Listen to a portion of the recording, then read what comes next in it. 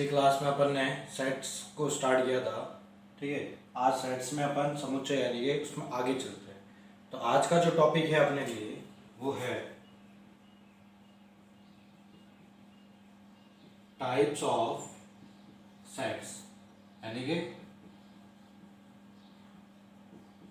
समुच्चयों के प्रकार। ठीक है, तो सबसे पहले अपन शुरू करते हैं समुच्चय के प्रकार में। सबसे पहला जो अपन सेट डिफाइन करते हैं उसको बोलते हैं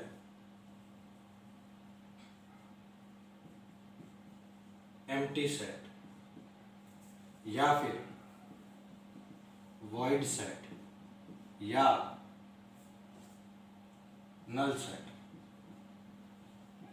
और हिंदी में इसको बोलते हैं सिंपल सा रिक्त समुच्चय।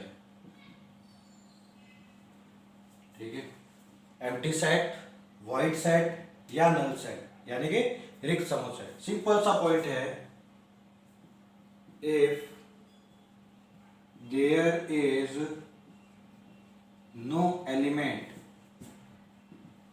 in a set that set is called empty, void और null set। कहने का मतलब कि यदि किसी समुच्चय में कोई अवयव नहीं हो तो उसे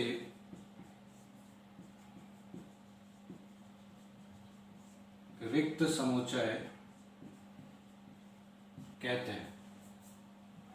सिंपल सा। और दूसरी चीज, इसको रिप्रेजेंट करने का तरीका क्या है? 5, यानी कि अगर किसी में एलिमेंट नहीं है तो सिर्फ क्या लिख दोगे वहां उसके लिए 5, या फिर इस कर्ली ब्रेसेस को जो है वो खाली छोड़ दोगे।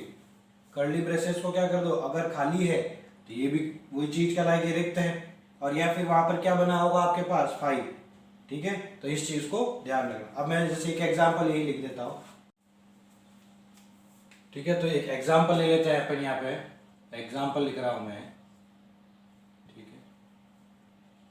A equal to x such that x less than 5 less than 4 और x belongs to natural number. आपको एक ऐसा नंबर लिखना है, आपको वो नंबर चाहिए जो 4 और 5 के बीच में और नेचुरल नंबर हो। तो नेचुरल नंबर देखिए आपके पास ये होते हैं, इस तरीके से काउंटिंग चलती है। ठीक है, पर नेचुरल नंबर अब आपको कहाँ लिखना है? 4 और 5 के बीच में, इन दोनों के बीच में। पर यहाँ पर तो ऐसा कोई भी नंबर प्रेजेंट नहीं है, तो सिंपल सा आप क्या कह दोगे? 5, या फिर आप क्या लिख दोगे? और या फिर आप कर्ली ब्रेसेस बनाकर उसको लीव कर दोगे, तो ये आपका आंसर हो जाएगा। ठीक है, तो पहले आप इसको नोट करें, तो अब इसके बाद एग्जाम्पल करवाता हूँ।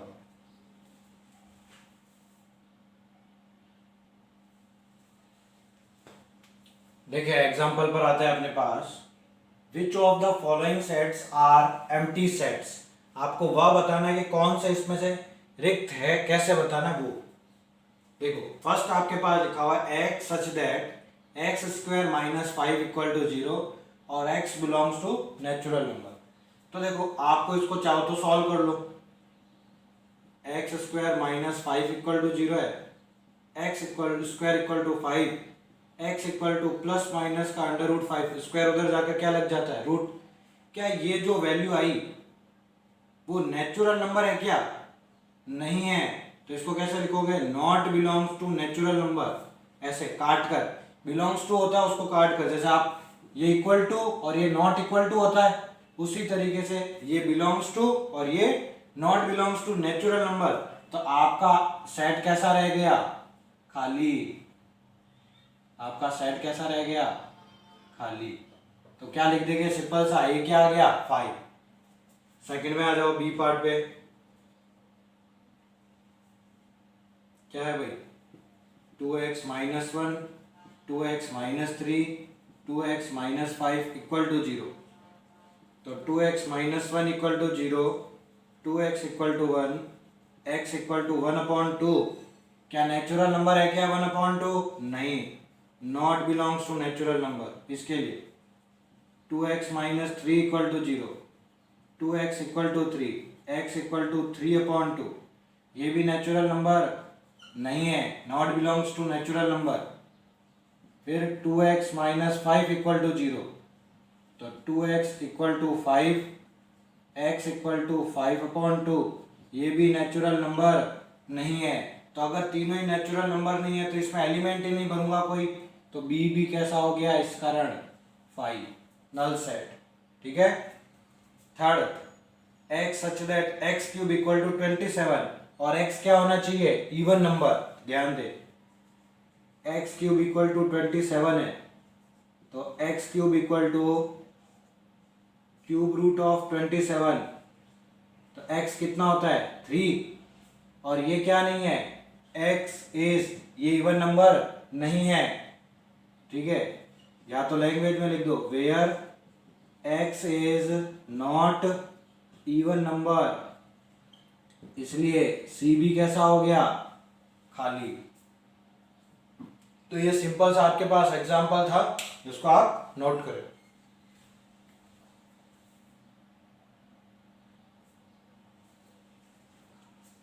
देखिए सेकंड टाइप पर आते हैं। सेकंड टाइप अपने पास आता है इक्वल सेट, यानी कि समान समुच्चय। तो इसके नाम से ही आपको पता चल रहा है कि भाई समान समुच्चय यानी कि इक्वल सेट क्या होगा, यानी कि दो सेट जो होंगे वो आपस में इक्वल होंगे। अब वो इक्वल किस तरीके से होंगे, साइज के हिसाब से, एलिमेंट के हिसाब से, या क्या। ठीक है, तो देखते हैं। तो इसमें क्या होता है कि if each and every element of set A is present in set B and vice versa, यानी कि यदि समुच्चय A के सभी अवयव, समुच्चय A के सभी अवयव समुच्चय B में उपस्थित हो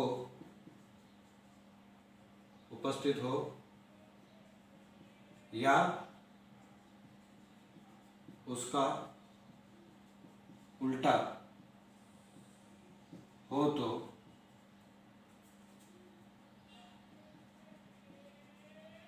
समुच्चय A व B को समान समुच्चय कहते हैं। ठीक है, यानी कि आपके पास, जैसे कोई मैं एग्जांपल ले लेता हूं, जैसे मैंने A लिख दिया x, ठीक है, x is less than 5। x क्या है, x is less than 5। b क्या है, क्या दिया मैंने, x बिलोंग्स टू, ठीक है, x इज, ऐसे लिख देते हैं इसको, x इक्वल टू n और इक्वल टू 4। ठीक है, और n बिलोंग्स टू कैपिटल। ठीक है, तो मैंने कोई दो क्वेश्चन लिख दिए। ये आपके पास लिख दिया x इज लेस देन 5, और b मैंने लिख दिया x इक्वल टू n, और वेयर 1 to 4 और n बिलोंग्स टू n। तो देखो पहले इसको 1 क्या लेस देन 5 नंबर लिखना है, 1 2 क्या होगा 1 2 3 और 4, ये होगा लेस देन 5। बी के लिए लिखते हैं, आप पहले 1 पुट करो, कहाँ तक पुट करना है आपको, 4 तक। 1 पुट किया, 2 किया, 3 किया और 4 किया। तो ये दोनों कैसा है, इक्वल है, तो A इक्वल टू बी। तो इसलिए क्या कहेंगे, दोनों के दोनों कैसे होंगे, इक्वल सेट। अभी एग्जांपल करेंगे तो और क्लियर हो जाएगा, ठीक है। यानी कि दोनों में। अब एक चीज और बता देता हूँ, इनमें अगर एलिमेंट आगे पीछे लिखे आ जाता, जैसे कि भाई ये चीज जो है वो ऐसे लिखी आ जाती, 3 4 1 2 कुछ भी, ठीक है, तब भी आपके पास वो सब उपस्थित होने चाहिए, प्रेजेंट होने चाहिए। देखो 1 आ रहा है, 2 आ रहा है, 3 आ रहा है, 4 आ रहा है, ठीक। इसके अलावा ना तो इसमें बचना चाहिए और ना ही कोई इसमें बचना चाहिए, तब वो क्या कहलाएंगे, इक्वल सेट। यानी कि नंबर ऑफ एलिमेंट्स, इसमें कितने एलिमेंट है, टोटल 4, इसमें कितने एलिमेंट है, 4। तो पहले तो क्या होना चाहिए, नंबर ऑफ एलिमेंट इक्वल होना चाहिए, और दूसरी बात वो जो सारे मेंबर्स है वो इस मेंबर्स सब के सब इसमें प्रेजेंट होने चाहिए, ठीक है। तब वो जाकर क्या कहलाएगा, आपका इक्वल सेट कहलाएगा, ठीक है। नोट करें इसे एक बार।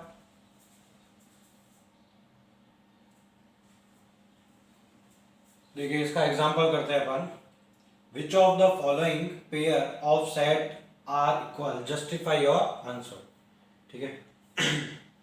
आपको ये दिया हुआ है, x is a letter in the word defined, x is a letter in the word undefined. तो पहले अपन a के लिए लिखते हैं भाई, इसको सिंपलीफाई करते हैं। a में देखो d आ रहा है, फिर e आएगा, f आएगा, i आएगा, n आएगा, वापस i नहीं आएगा, t आएगा और e आ चुका है, तो ये आ चुके हैं। फिर देखो b लिखते हैं अपन, b में कौन है, i आ रहा है, n d e f, i नहीं आएगा, n नहीं आएगा और t, ठीक है। ये देखो पहली चीज चेक करो कि दोनों में एलिमेंट इक्वल है कि नहीं है। 1 2 3 4 5 6, 1 2 3 4 5 6, पहला पॉइंट क्लियर। दूसरा सब होने चाहिए, डी है, ठीक है। देखो चाहो तो ऐसे पहले बार अगर नहीं हो रहा है तो ऐसे चेक कर लो, डी है, ई है, एफ है, आई है, एन है और टी है। तो देखो नंबर ऑफ एलिमेंट भी इक्वल है और सारे के सारे मेंबर प्रेजेंट है, तो आप सीधा सा क्या कह दोगे, ए इक्वल टू बी है, ठीक है। सेकंड पार्ट, आपको रियल नंबर चाहिए इस इक्वेशन से, तो पहले तो अपन क्या कर देते, इसको सॉल्व कर देते, x square minus 5x plus 6 equal to 0। अब आपको डायरेक्ट आने चाहिए फैक्टराइजेशन, 10 तक आपने एक एक ऐसे तोड़ तोड़ के लिखे थे, अब आपको डायरेक्ट वो नंबर लिखना सीखा था। तो देखो यहाँ पर क्या मल्टीप्लाई में 6 के फैक्टर क्या क्या हो सकते हैं, 6 इंटू 1 और 3 इंटू 2 ऑनली। आपको यहाँ पर चाहिए 5, तो 5 आपको 3 प्लस 2 मिल रहा है। देखो लिखने का तरीका ऐसे दो ब्रैकेट बना देंगे इक्वल टू 0, ये x। नंबर आपको मिल चुके हैं 3 और 2, 3 2 जा 6, 3 एंड 2 5। पर यहाँ ध्यान रखे माइनस का 5 चाहिए, तो 3 भी माइनस का होना चाहिए और 2 भी माइनस का होना चाहिए, तभी तो माइनस का 5 बनेगा।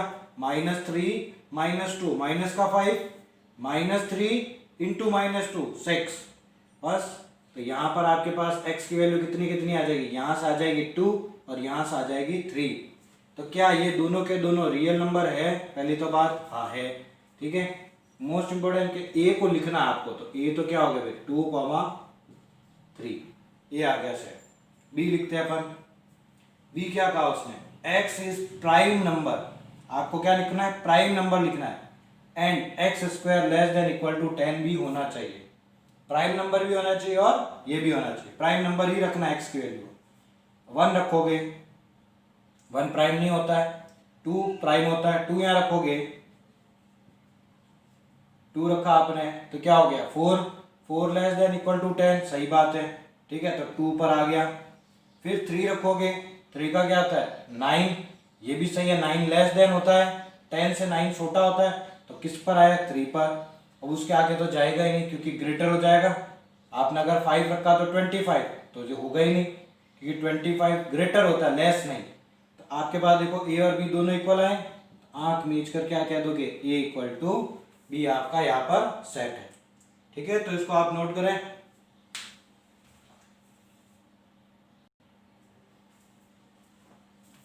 देखते हैं थर्ड पार्ट पे आते हैं अपने। थर्ड आपके पास आता है फाइनाइट एंड इनफाइनाइट सेट्स, यानी कि परिमित तथा अपरिमित समुच्चय। ठीक है, अब यहां पर ध्यान दें आप थोड़ा कि कुछ जो आपके पास देखो सभी जो है वो नाम से पता चल जाता है आपको कि कहना क्या जाता है। इनफाइनाइट यानी कि जिसमें कभी खत्म ही नहीं होगा, फाइनाइट यानी कि फिक्स। तो सिंपल से क्या कहते हैं, ऐसे लिखते हैं a set in which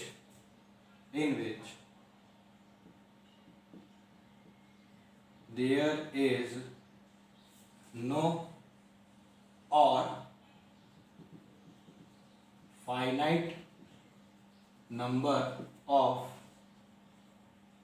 elements are present is called finite set, otherwise infinite set।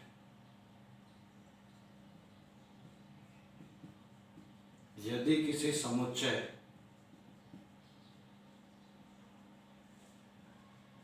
में या तो कोई नहीं या परिमित संख्या में अवयव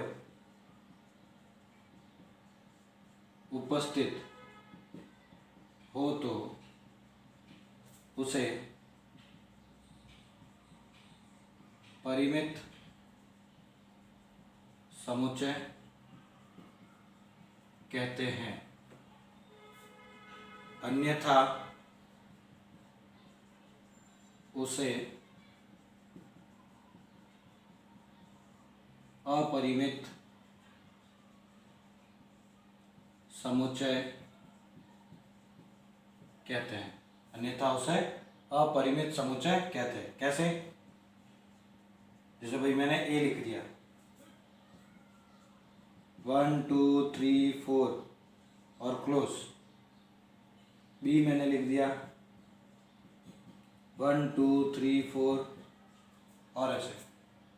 तो देखो ये जो नंबर है मैं गिन सकता हूं और लिख भी सकता हूं, तो जो नंबर सीमित हो वो क्या कहलाएंगे, ये क्या कहलाएगा आपका फाइनाइट सेट।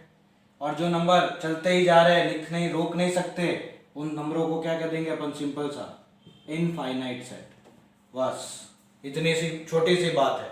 ठीक है, तो फाइनाइट सेट यानी कि जो फाइनाइट हो, रुके हुए हो, और इनफाइनाइट सेट जो इनफाइनाइट तक चलते रहते हो। ठीक है, एक बार इसे नोट कर ले, फिर मैं एग्जांपल करवाता हूं।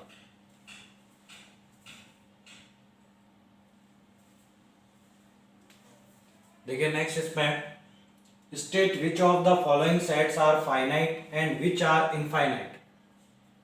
ठीक है, आपको बताना है कौन फाइनाइट है और कौन इनफाइनाइट है। आपके पास फर्स्ट लिखा हुआ है x such that x belongs to n, and आप मेरे देखो पॉइंट को दिमाग में रखे मैं किस वर्ड को क्या बोलता हूं।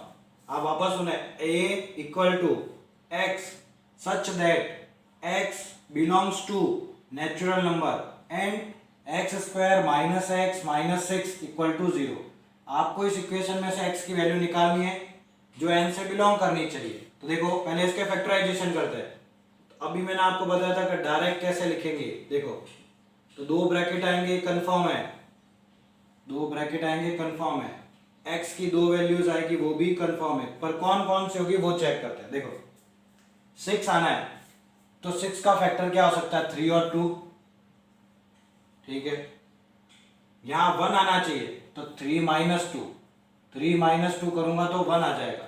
ठीक है, पर 1 आएगा पर पॉजिटिव का आएगा 1, ये ध्यान रखना। पर यहाँ पर 1 आपको नेगेटिव का चाहिए, तो नेगेटिव का 1 कब आ सकता है, जब ये नेगेटिव का और ये पॉजिटिव का। तो बस यहाँ पर ये आ गया माइनस का 3 और ये आ जाएगा प्लस का 2। तो यहाँ से आ गया x की वैल्यू 3 और यहाँ से x की वैल्यू आ जाएगी माइनस की 2। ठीक है, क्लियर। पर आपको यहाँ पर ध्यान देना है, थोड़ा सा मैं इसको और लिख देता हूँ। x इक्वल टू 3 ये तो बिलोंग्स टू नेचुरल नंबर है। यहाँ पर x इक्वल टू है -2 ये not belongs to natural number है। तो जो बिलोंग्स करता है उसको तो अपन लिख देंगे। ये क्या आ जाएगा आपके पास, ओनली 3 और 3 एक ही नंबर आया, तो ये कैसा सेट हो गया आपका, फाइनाइट सेट। इसको आप गिन सकते हो ना आसानी से। बस आपका आंसर बी। देखो, नेचुरल नंबर लिखना है और ऑड वाला लिखना है, तो क्या हो जाएगा भाई, ऑड नंबर लिखना है। 1 3 5 7 9 कभी खत्म होने हैं क्या ऑड नंबर, नहीं। तो इसको क्या कह देंगे, सिंपल सा इनफाइनाइट सेट। ठीक है, फिर यहाँ आ जाओ, इसको सॉल्व करते हैं। अब एक और क्वेश्चन पढ़ता हूँ, देखो पता चल A C equal to x such that x belong to Z, Z यानी integer, and x square equal to 9। तो x square equal to 9, x equal to plus minus का 3 और ये दोनों बिलोंग्स करते हैं जेड से। तो आपके पास बी क्या होगा, माइनस का 3 और प्लस का 3। ठीक है, और ये कैसे गिन सकते हो ना आप इसको, तो ये कैसा कहलाएगा, फाइनाइट सेट। ठीक है, आपको अगर नंबर्स के बारे में नहीं पता है अभी भी, तो मैंने कहा आपको प्लेलिस्ट में जाकर क्लास 10th का फर्स्ट वीडियो, नंबर सिस्टम का फर्स्ट वीडियो देख लो, आपको सभी नंबर्स के बारे में नॉलेज हो जाएगा। ठीक है, तो ये भी क्या हो गया, फाइनाइट सेट। डी में आ जाओ, D equal to x such that x belongs to Z यानी integer, and x greater than 10। 10 से ग्रेटर वाले नंबर लिखने हैं, 11 12 13 14 और अप टू शो ऑन, आगे चलते ही जाएंगे, कभी खत्म नहीं होना है। यानी कि कैसा सेट हो गया, इनफाइनाइट सेट, अपरिमित समुच्चय हो गया। ठीक है, तो इसको आप नोट कर लीजिए।